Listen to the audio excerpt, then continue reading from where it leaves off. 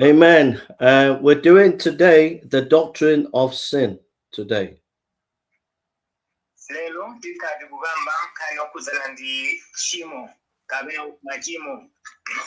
And in Ghana, some years ago, there was 30 people at the petrol station, and the petrol station blew up, fire, and engulfed everybody.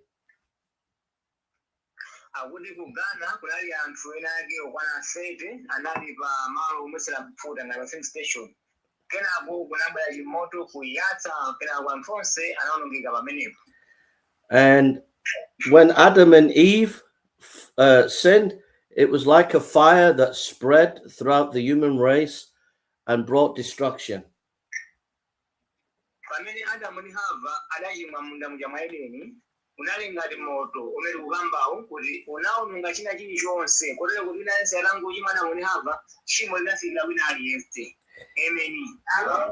Before you can give a cure to someone, if someone has cancer, before you can give them a cure, you have to see that they have a disease such as cancer.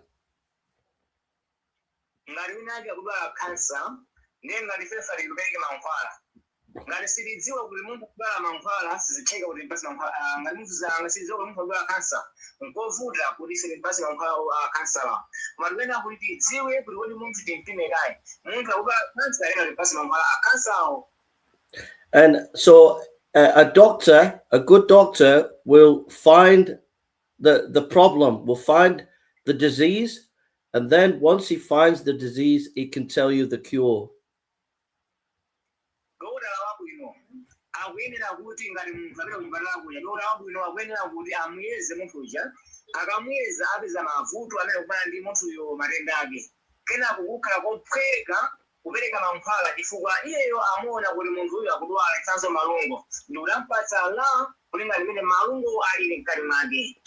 What doctor would you rather have? A doctor, if you have cancer, would you rather have a doctor that says, you have cancer and I can give you the cure? Or would you have a doctor who sees the cancer but doesn't tell you that you've got cancer, but tells you you can go to UK on holiday?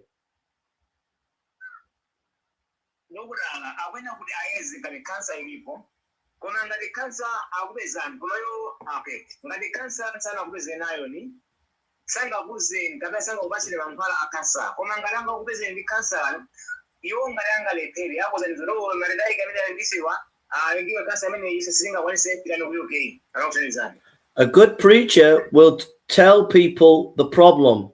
The problem is sin, and the cure is Jesus.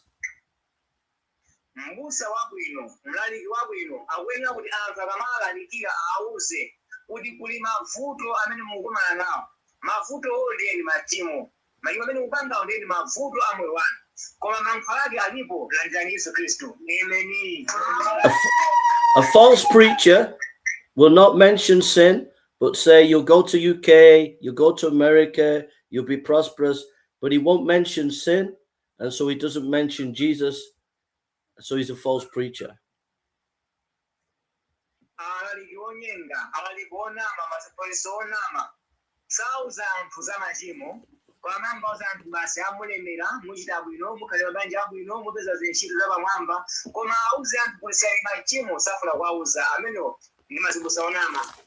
So what we're doing today is finding the problem of humanity, that it's his sin. And once we understand what sin is, we can give the cure.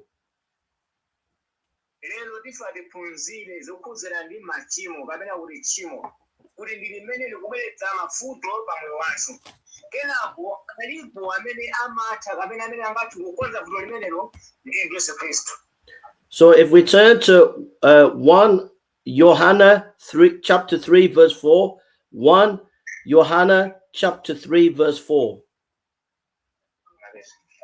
1 Yohane Yohane 3 verse 4.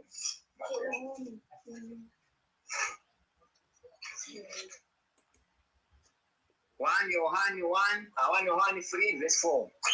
Verse 4. Yense wakujira Tchimo aliranso kusaweruzika. Ndipo Tchimo ndilo kusaweruzika. So sin is rebellion against God's law. Tchimo ndi kugawanika kapena kuti Tchimo ndi kuwukira pa zimene Mulungu anakuwuzani kuti muchite kapena kusaweruzika. The law, preachers in Ghana, when they're preaching, they say to people, oh, you wear lipstick, you have short skirt. This is bad preaching. Say it again. So there are preachers in Ghana, they preach, oh, you have lipstick, you have short skirt, you're a sinner. This is not good preaching. Akuti kugana amalalikira zosempana ndi zimene Bible limachita. Kugamba zinthu zimene sizili tchimo kumati ni machimo.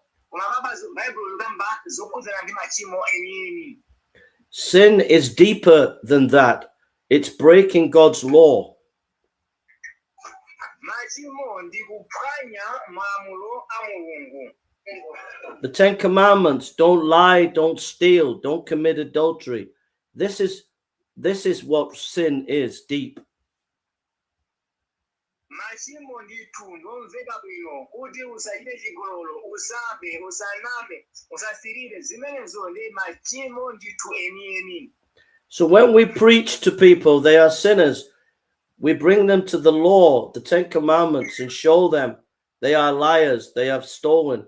And then we tell them about Jesus, how he loves them and died for them.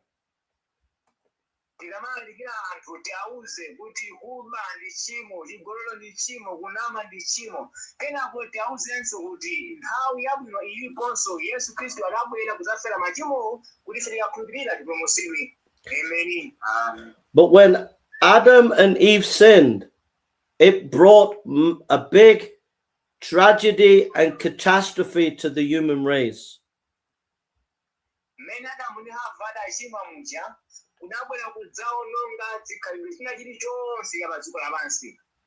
Imagine you have a lake, a beautiful lake, and an oil tanker is driving past and crashes into the lake, and the oil spoils the lake.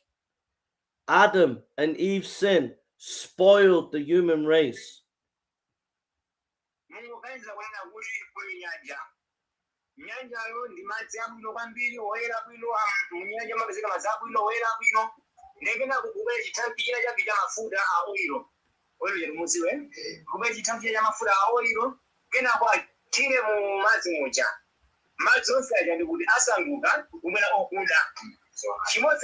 Tchimo la Adamu ne Hava munda maili mujia. Zinaanza kuti mmene wanachimwa munda maili mu Hava mujia, munda maili mujia. Zinaanza kuti inali yense akalodeseka fa tchimo limene. Amen. So turn to, if someone could read Genesis chapter 3 verse 1 to 7. Genesis chapter 3 verse 1 to 7. Genesis 3 1 to 7. Verse 1. Ndipo Yehova anali yakuyenjera yokusazamu zonse za mtengo zimene anazipanga Yehova Mulungu. Ndipo inali kwa mkaziyo, kodi anali Mulungu kusanje milingo yonse ya mundamu. Mkaziyo ndipo anali pa njoka. Zibati za mtengo ya mtundu ya mundamu tiye. Koma zibati za mtengo kumene uli mkali mwa munda, Mulungu anali musadye umenewo, musakudze umenewo, mungadzafe. Yogayo ndipo inali kwa mkaziyo, kufa simudzafa ali, chifukwa anadziwa Mulungu kuti tsiku limene mukadya umenewo adzatseguka maso anu, ndipo mudzakhala ngati Mulungu, wakudziwa zabwino ndi zoyipa. Ndipo pamene anaona mkaziyo kuti mtengo unali wabwino kudya, ndi kuti unali wokoma m'maso, mtengo olakalakika wakupasa nzeru nalenga ziwaso zake nadya napatsanso mwamuna wake amene ali naye nadya iliyonse ndipo anateguka maso onse awiri naziwa kuti anali amaliseche ndipo adatoka masamba amkuyu nazipangira matewera. So God told Adam and Eve what was right and what was wrong clearly.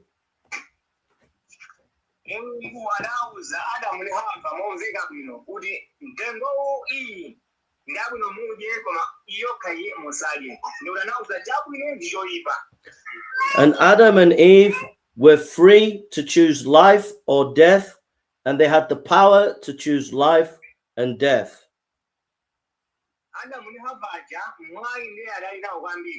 Kusankha moyo kapena imfa ndipo nthawi imeneyo anakana kuti akhalupeza kuno bwino kwambiri kuti ife tisankhe moyo kapena imfa ifanauza kuti mukadya uwu mudzafa koma izi mukadya mukhala bwino ndi moyo.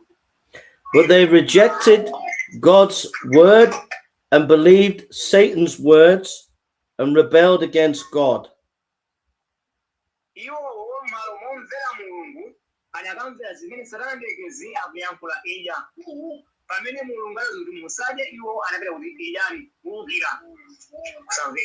Their crime was massive because they went against a holy God. Their crime was big because they went against a holy God.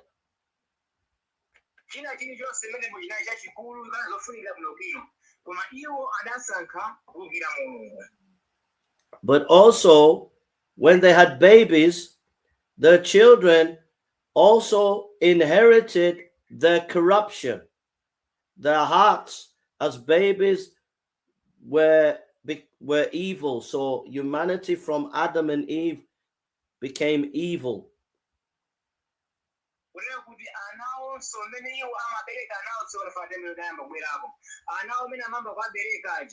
Anayambaso kusandulika onse nakhala anthu ochimwa okhaokha chifukwa adayamba kuyamwa bere la uchimwa kenako adayamba kuchimwa kotero ifenso dziko pano ndife ochimwa ifanya iwo.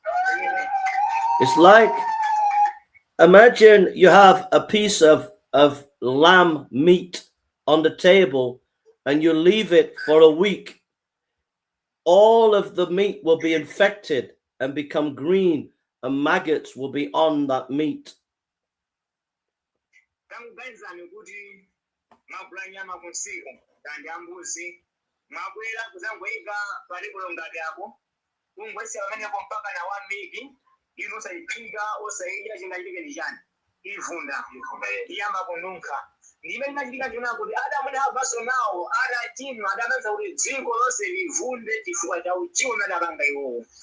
The whole meat will become corrupt.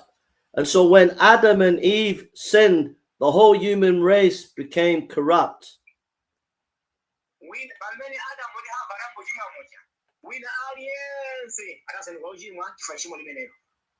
So if someone could read Romans chapter 5, verse 12 to 15. Romans chapter 5, verse 12 to 15. Verse 12 mpaka 15.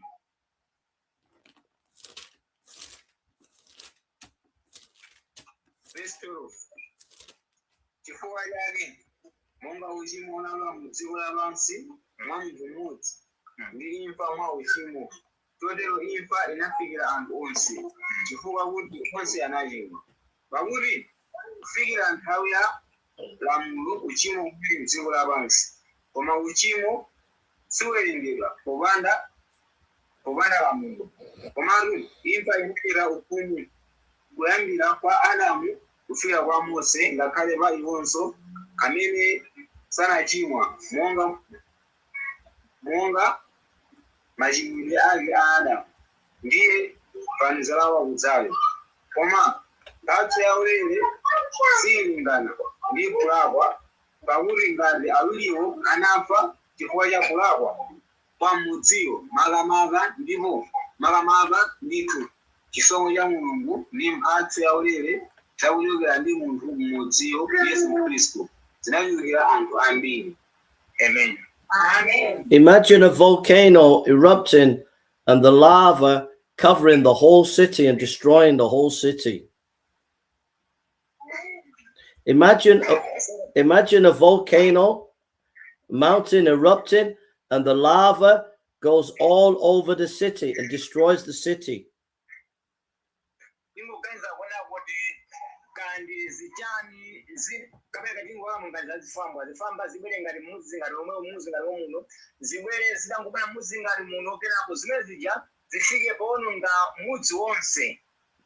Adam and Eve's sin was like a volcano. It brought ruin and destruction to humanity.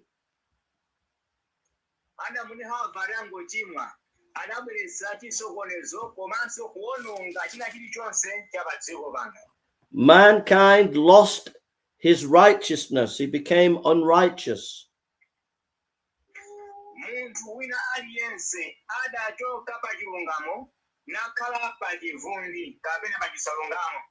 If someone read Romans chapter 3 verse 10. Roma 3 verse 10.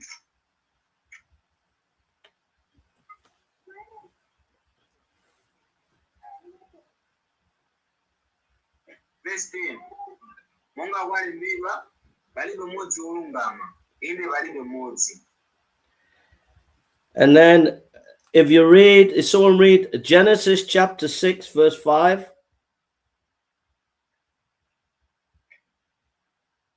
Genesis chapter 6 verse 5. 6:5. Genesis. Ndipo anaona Yehova kuti kuyipa kwangu kunali kwakukulu pa dziko lapansi. Ndiponso kuti ndingaliro zonse za maganizo a mitima yawo zinali zoyipabe zokhazokha. So man lost his righteousness and he became desperately wicked, very wicked.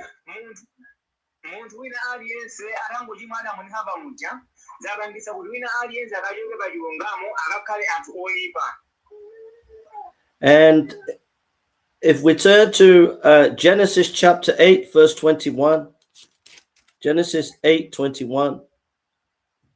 Genesis 8:21. Verse 21. Ndipo Yehova anamva chomwe chakukondweretsa nati Yehova mu mtima mwake tinizalemereranso konse nthaka chifukwa cha munthu pakuti ndingaliro ya mtima wa munthu ili yoyipa kuyambira pa unyamata wake sindizaphanso konse zinthu zonse za moyo monga momwe ndachitiramo.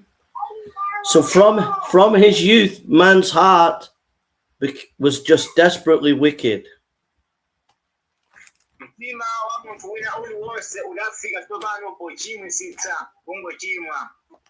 You turn to Jeremiah chapter 17 verse 9. Jeremiah 17 verse 9. Jeremiah 17 verse 9.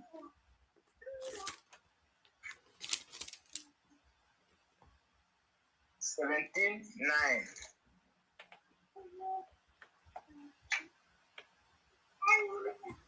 Nine verse. Ima ndio onyenga kubusa ndio sachiritira ndani angati kuudziwa. So we see how deep the sin had got into humanity because of Adam and Eve.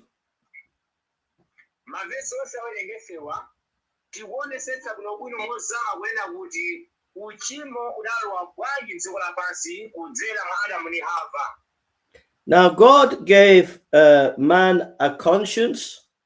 God gave man a conscience.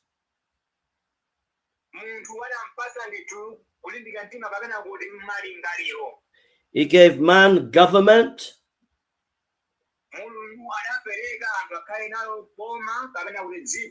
He gave man family and education.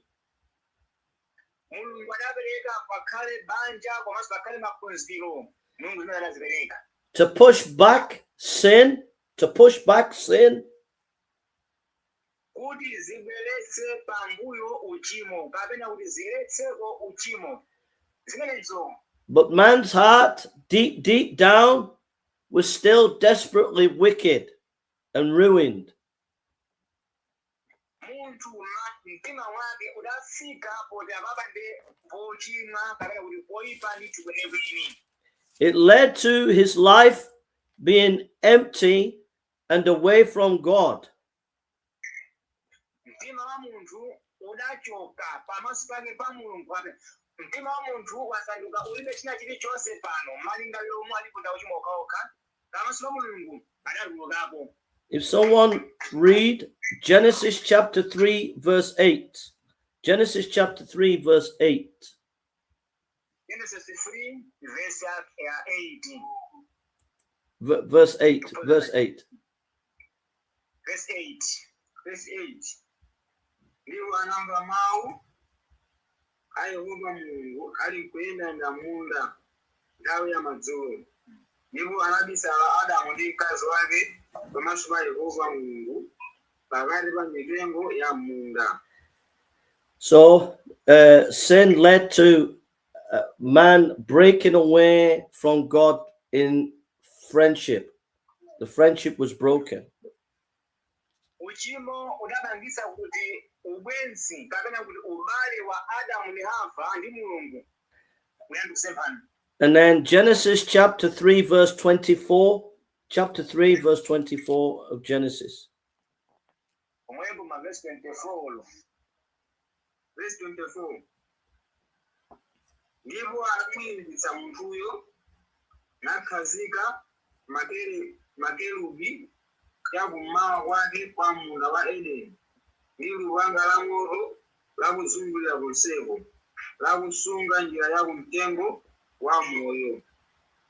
So man was pushed out of the garden and pushed away. God pushed man away. Chifukwa ubale wa Adamu ndi Hava ndi Mulungu udasempana. Mulungu chimene akangena kuti inuyo munda muno tulukani moni chokani. Umalo sokonekera ifa ya chimo. But also man, it gets even worse. Man was cursed by God. Komanso sana sile pamenepo. Adamu ndi Havawo kapena kuti anthu ofe tidatembereredwa tsopano chifukwa tidachimwa. We're going to look at three scriptures that show that man is under the wrath and curse of God. Muzabuda zitatu tukuona kuti muli munthu akutembereredwa ndi Mulungu komanso mtu wa Mulungu uli pa iye chifukwa ya chimo. It shows how bad the situation man is in. It shows how difficult man's situation is in now.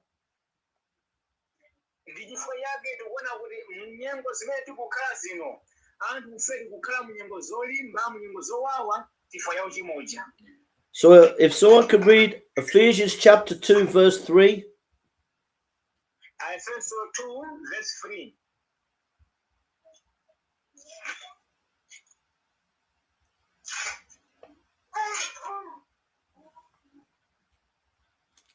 Verse 3. Amene tonseso tinagonera pakati pawo kale zilakolako za mthupi lathu ndi kuchita zifuniro za mthupi ndi za maganizo ndipo nali ana amkwiyo chibadwire monganso otsalawo. So there it says, those who do not know Jesus are children of wrath.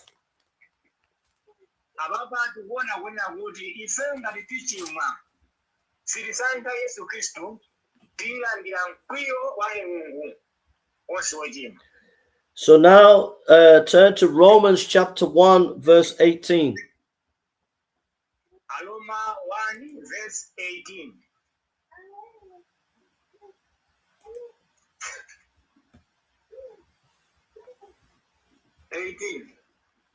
Pakuti mkwiyo wa Mulungu olekera kumwamba uwonekera pa chisapembedzo chonse ndi chosalungama cha anthu amene anakaniza pansi choonadi chosalungama chawo. So there it says the wrath of God is revealed against all ungodliness. Apa tikumva kunena kuti mkwiyo wa Mulungu ubwera kulimbana ndi onse amene apanga motsutsana ndi Mulungu ndi anthu ochimwa. Now let's turn to Galatians chapter 3, verse 10. Galatians 3 verse 10.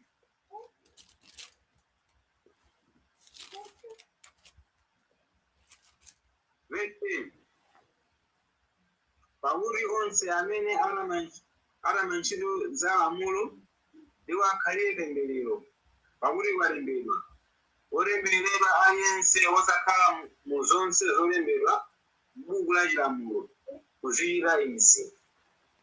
So all these scriptures show that man is under the wrath and condemnation of God. Malemba osale tikuwerengawa akutolembera kuti munthu ali pa mkwiyo wa Mulungu komanso akuchoka akamkwiyo wa Mulungu komanso akutsutsidwa ndi Mulungu. But it gets even worse. It's even worse. We die because of sin. The reason we die is because of our sin. Tchimo lija litangochimwa kapena kuti Adamu ndi Hava atangochimwa atawerenga mbuyo mu Roma 5:8. Kuchimwa lija itangobwera Adamu ndi Hava atangochimwitsa atangochimwa zinapangitsa kuti wina aliyense ayenera kuti adzafe chifukwa uchimo unalowa. So Hebrews chapter 9 verse 27. Hebrews 9 verse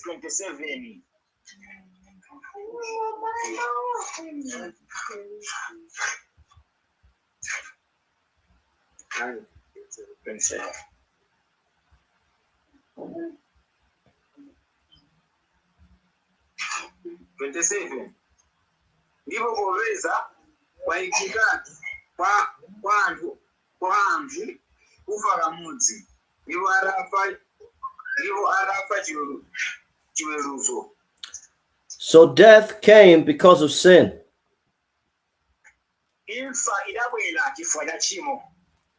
But it gets even worse. Not only is man condemned, not only does man die, but man goes to hell.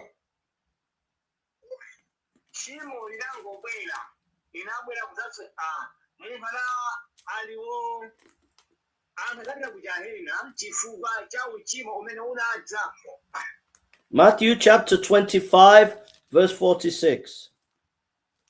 Matthew 25 verse 46. 25,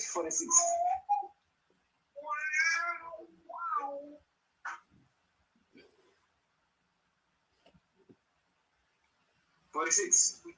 Ndipo amenewa adzalowa kunka ku chilango cha nthawi zonse, koma olungama kumwe wa nthawi zonse. Revelation chapter 14 verse 10 and 11. Chivumbulutso 14 verse 10 and 11.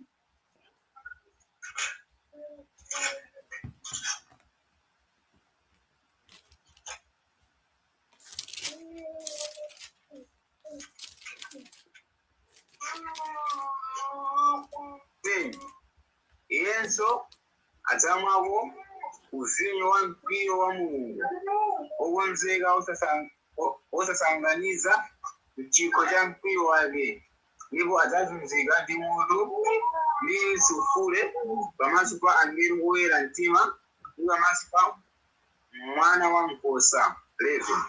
Ndipo utsi wa kuzunza kwawo ukwera ku nthawi za mphawi, ndipo sapuma usana ndi usiku.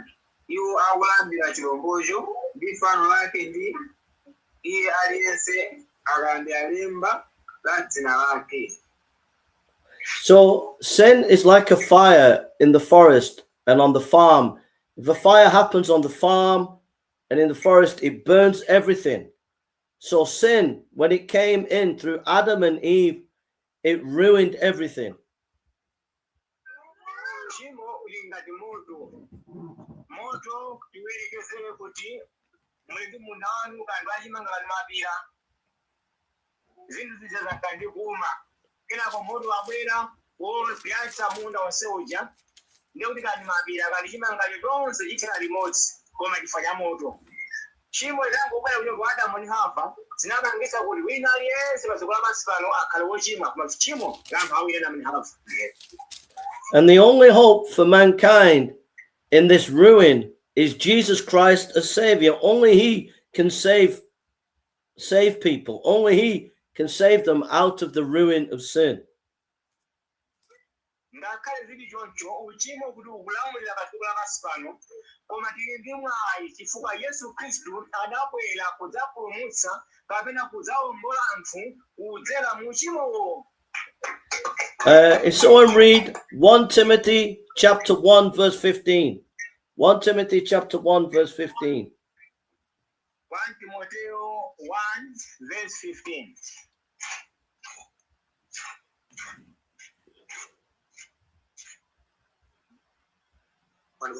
One Timothy 1 verse 15. 15 verse. Mawuwa aliwokhulupirika ndi oyenera onse kuti awalandire kuti Khristu Yesu anadza ku dziko lapansi kupulumutsa ochimwa wa iwowa ine ndine woposa. So Christ came to save sinners and give them forgiveness. Khristu Yesu adabwera kudzapulumutsa ochimo nadzabweretsa chikhululukiro anthu olapa. The sin problem, the problem is not politics. It is the heart of man that is the problem. Mavuto apadziko lapansi pano si mavuto a ndale kapena kusowa chakudya koma mavuto amene akuzunza kwambiri ndi mavuto a mumtima mwathumu ndi uchimo. It's no good telling someone they're going to be prosperous and go to the UK or to America. It is their heart that needs to be dealt with. They need to be forgiven and cleansed in Jesus first.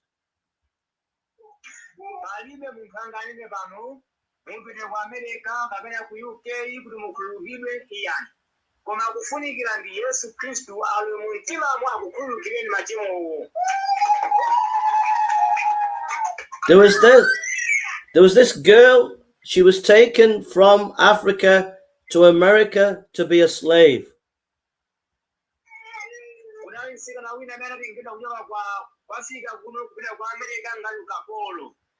And she was at the market to be sold, and these young white boys were watching her in a bad way.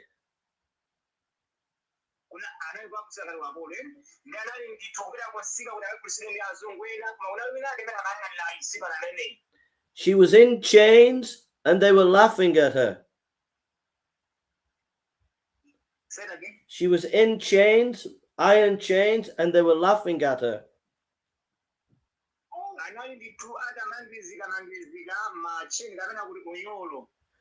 And a very wealthy old white man took pity on her.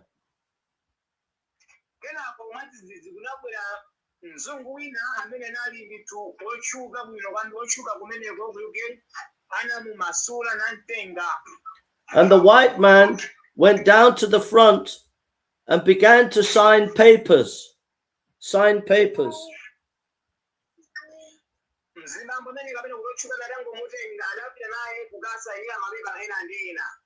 It took a long time, and everybody thought it was strange why he was signing papers.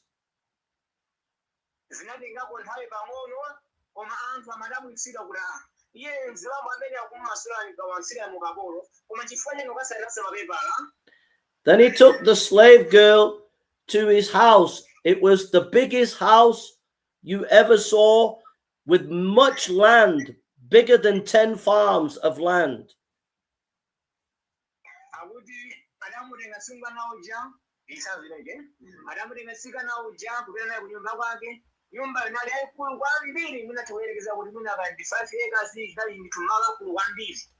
He took the chains off her arms and legs.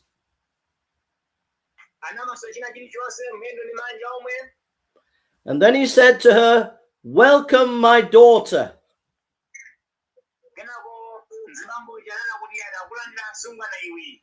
All the papers that I signed, I have adopted you and you are now my child. Akuti maleba inali masaina aja zinali zoti ndakutenga kuti kuyambira lero siwenso kapolo koma ndi mwana wanga weniweni nyumba muno. And all my house and all my land is yours, dear child.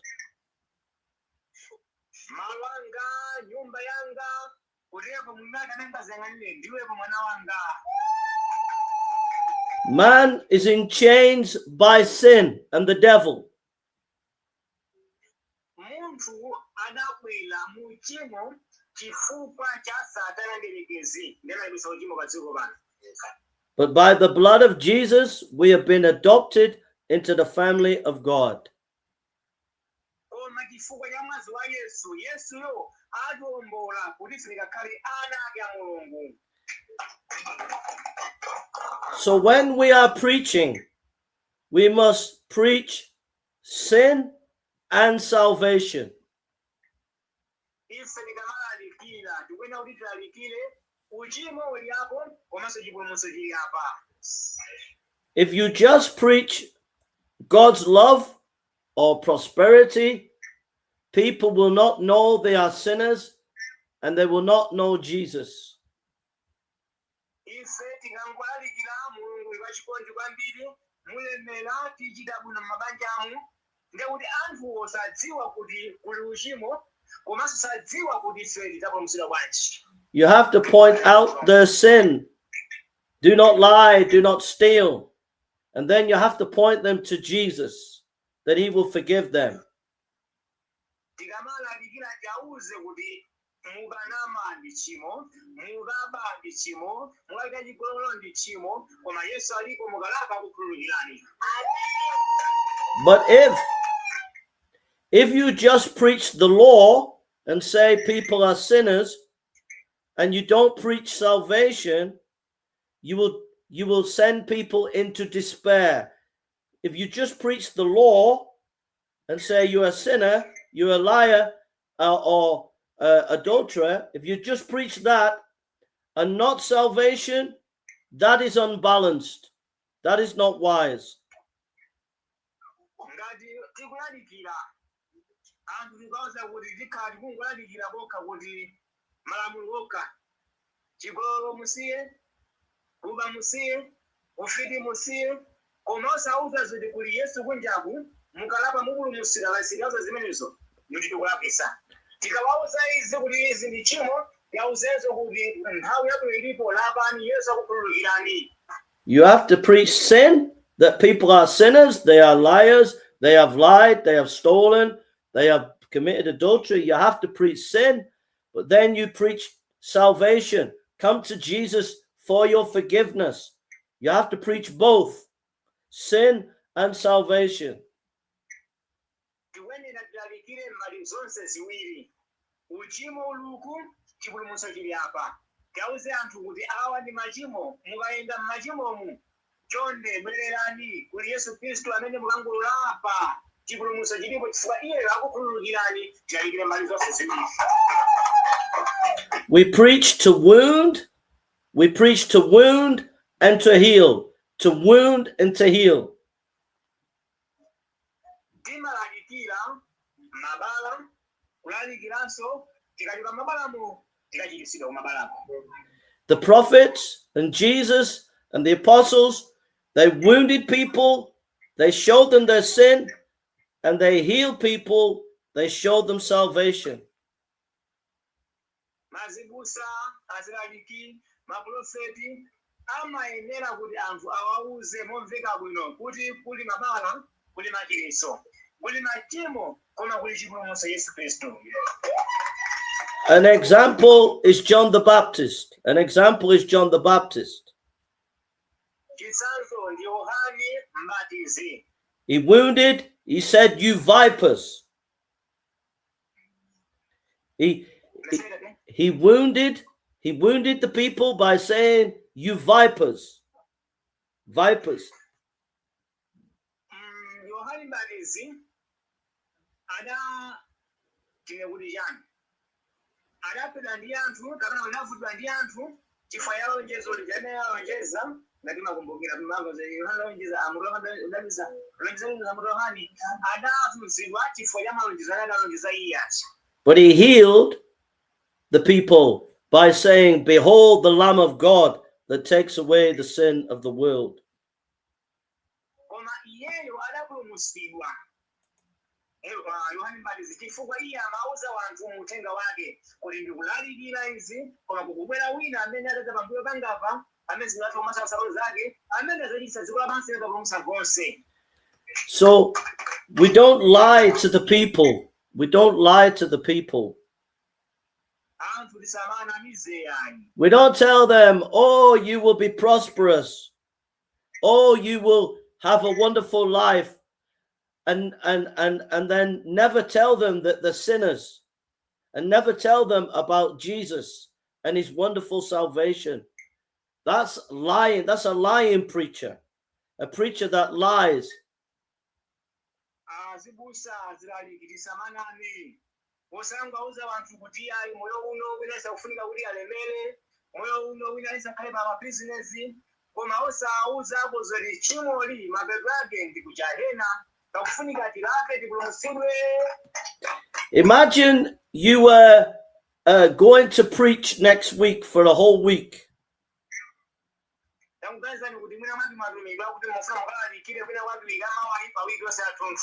And you're invited to preach at a church in the city.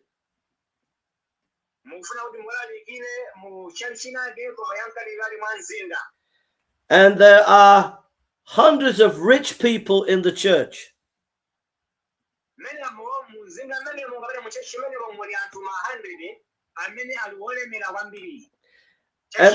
And they're hoping you preach a message that they're going to get richer. And they are hoping that you're going to preach that they're going to get richer. More money.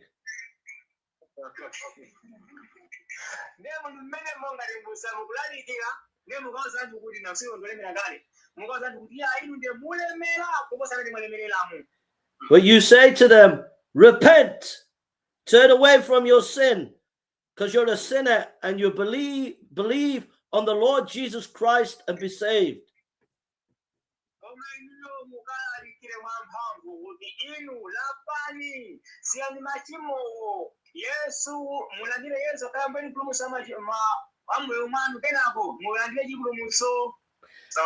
And then the next day, you go to a village and there's hundreds of people and they are very, very poor and needy.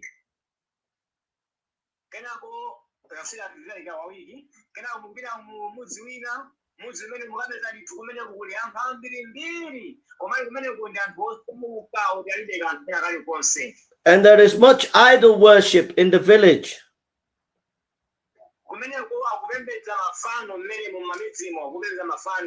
And they want you to preach that they're going to be rich.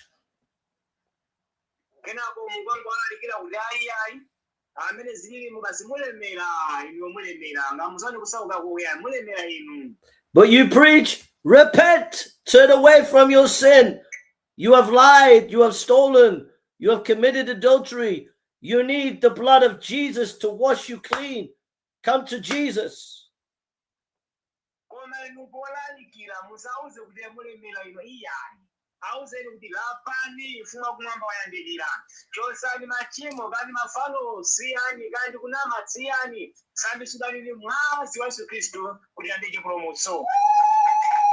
And then the next day, you are invited to preach at the main university in Blantyre. You are now preaching to 500 students and hundreds of professors at the university.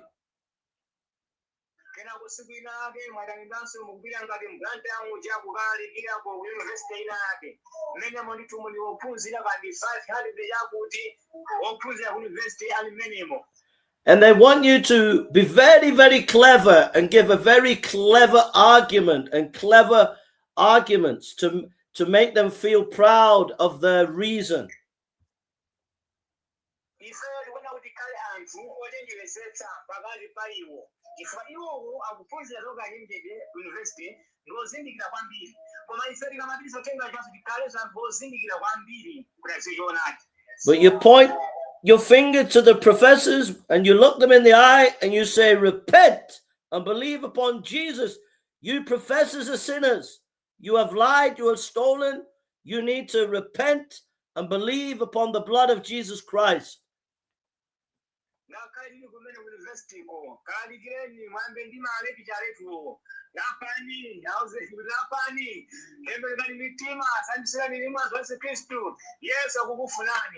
Amen.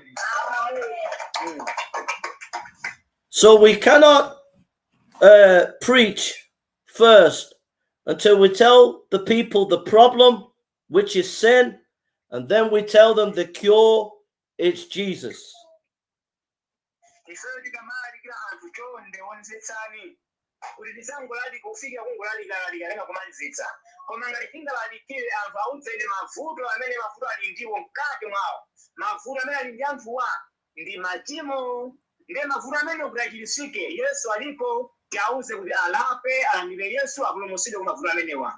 This is the way people will be set free.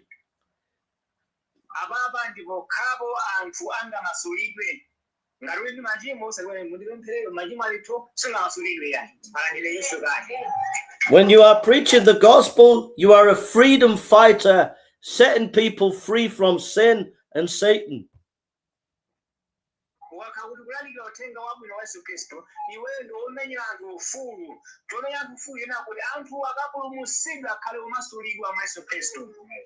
There was a man in prison, and they were building the gallows, the scaffolding to hang this man.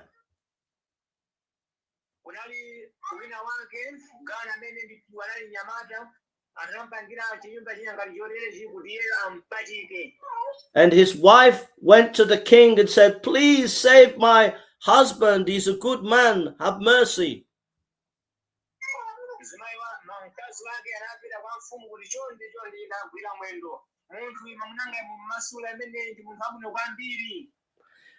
And the king signed a paper to set him free.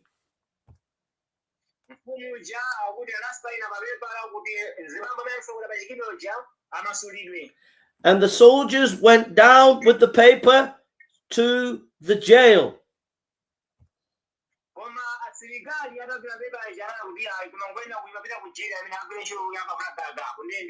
And they opened the door and said, the king has set you free. Here is his signature. He has signed it.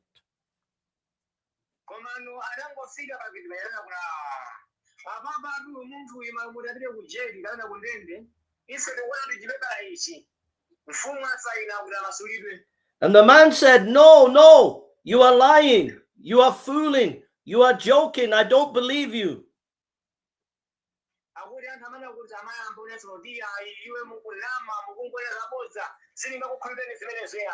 So he would not take the paper. He would not take the pardon. So they left the cell, and 1 hour later, they hanged him. He was hanged.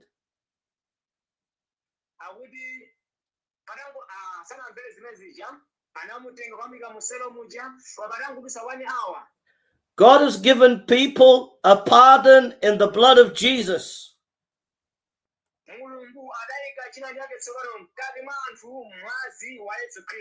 But if they do not take the blood, they will go to hell.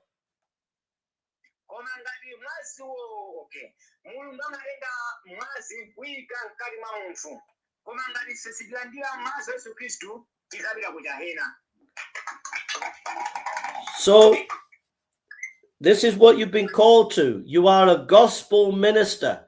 When you say you are a pastor, you are a gospel minister, a minister of the gospel.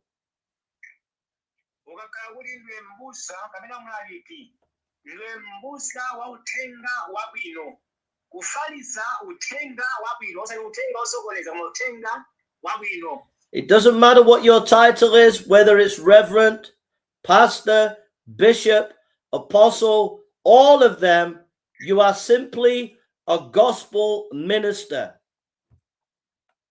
Maudindo aja kuti mulaliki, mbusa, reverend, and apostle, bishop, maudindo onsewa alibe kanthu koma nkhani yona kuti kodi ndi maudindo athu anthu tikulalikira uthenga wabwino. Nkhani ikhale pa kulalikira uthenga wabwino. And the heart of your ministry and the heart of your church is a gospel ministry. Mtima wathu pa utumiki wathu, mtima wathu pa chechi yathu, chikhale pa uthenga wabwino, kulalika uthenga wabwino. And the greatest need of Ghana today, Malawi today, is for men to proclaim that gospel clearly and loudly and boldly in Malawi. Tikwera ife tikhale anthu olemba mtima, anthu amphamvu, amene tiyekhe kulalikira uthenga wabwino mopanda mantha. And if you have been given the job or the calling of God to preach that gospel, it is more important than being the president of Malawi. It is more important being the prime minister of Malawi. Your work in preaching the gospel is the most important work in the universe today.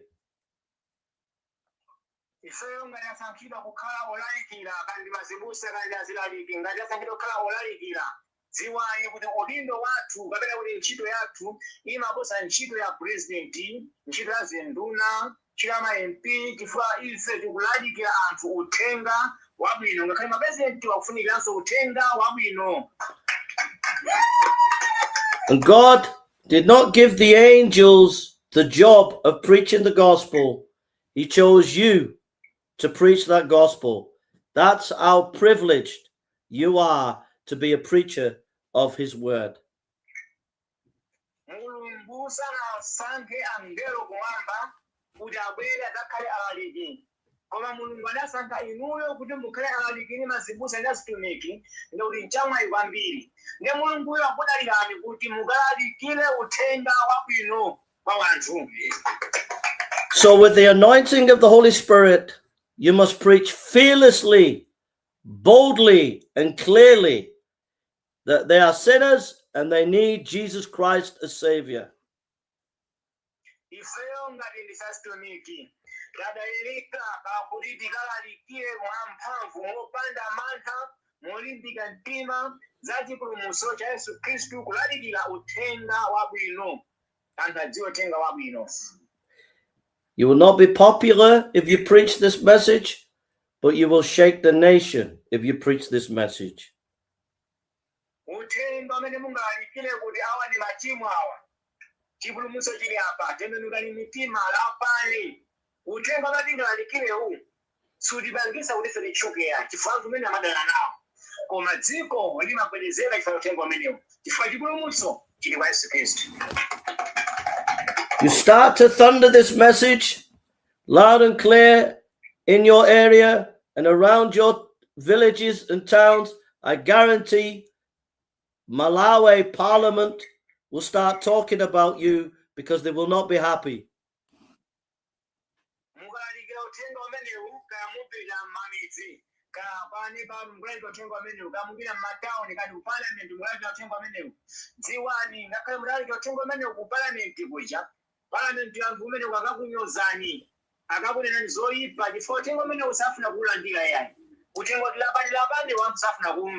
Akufuna kuti ayi ndi masulidwe lichoke ziwanda zichoka bwanji machimo ayindisiwa koma tilape. And even some of these famous false pastors in Malawi, even some of them might send some people to assassinate you and kill you because you're spoiling their ministry of money. Chifukwa uthenga umene utilapani Yesu akafupi kubwera kuti mitima sati khululukire. Ngakhale mazibusa ambiri, maprofeti ambiri m'mayi muno uthenga amene salalikira. Ndi akangawese kuleka uthenga umenewu amadana nafe azili komwe watu. Kumadana nafenso kufuna kukupwerekani, kufuna kukuphani chifukwa uthenga wabwino. So we're finished now. So I'll let Pastor Charles talk with you for 5 to 10 minutes. If you could have a talk with them. and ask, how has it helped them? How can it help them as a preacher? And then come back, phone me back in 5 to 10 minutes, and then pick 2 people to share their thoughts, and then we'll close in prayer. And I need to go to the lavatory as well while you do that. So, okay. Okay. All right. So if you ring me back in 5 to 10 minutes. Okay. All right. All right.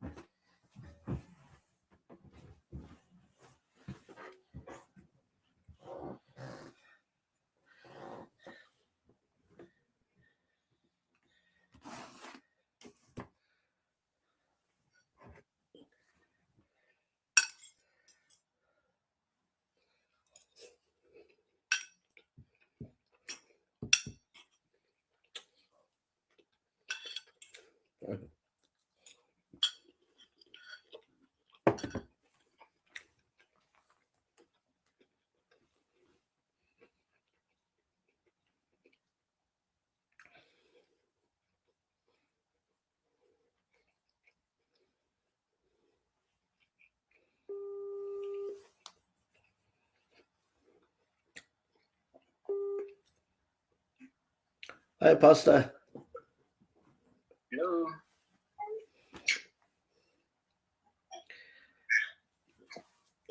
Yeah. Okay. Wafunzira kunena kuti tikamalalikira uthenga kulalikira, we have learned that when we are preaching word of God, pamene kulalika tikuwauza anthu achakuti siyani bodza, siyani ufiti, siyani chigololo. When we are telling people that this thing, don't lie, don't steal, don't kill him, kuti pamene inuyo ambuyesu apita kukatha kukhululuka. And we need to tell them also that Jesus can heal your problem. Jesus came to save our sins, and His blood we are worshiping. And if you receive Jesus as our Savior, we will be saved. Amen. Amen. We need to bridge both sin and salvation. Amen. Amen. God bless you, brother. God bless. God bless.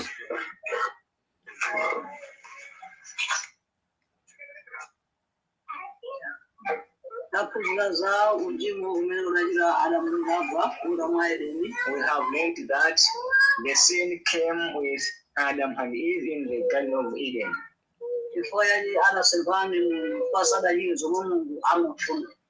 When they sinned in the garden, they separated with God. They against with God. So God Adam and Eve were separated because they didn't obey the law of God. When they sinned in the garden, God was cut away from the garden, out of the garden, because of that sin. That's okay. Okay. Thank you very much. Thank you. Thank you. God bless. Yeah. Okay, Pastor. Well, thank you. And I want to thank everybody for coming today. And I miss you all. I wish I could be with you all. And it's a great joy to see you all and to see Pastor Charles today. And thank you so much. And Pastor, if someone could close in prayer, and I'll be in touch with you soon, brother.